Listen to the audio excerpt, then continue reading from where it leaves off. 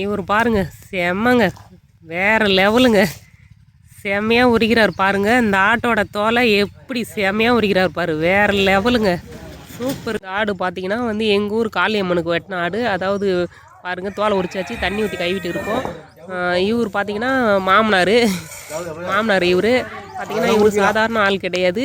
வந்து கரும்பு செட்டு போட்டு வெட்டுற கொத்துக்காரர் இவர். சூப்பருங்க, கொத்துக்காரரு மாமனாருக்கு எல்லாம் ஒரு ஹாய் சொல்லிடுங்க, எல்லாம் ஒரு ஹாய் சொல்லிடுங்க மாமனாருக்கு. வேற லெவலுங்க.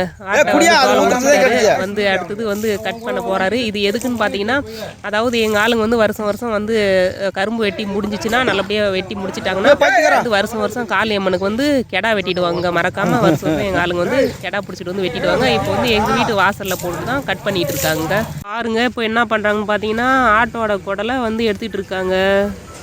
இப்போ வந்து பார்த்தீங்கன்னா வாசலில் போட்டுட்டு வந்து கீழே உக்காந்துட்டு 4 பேரும் பீஸு வந்து சின்ன சின்ன பீஸாக வந்து கட் பண்ணிகிட்டு இருக்காங்க. சின்ன பீஸாக கட் பண்ணி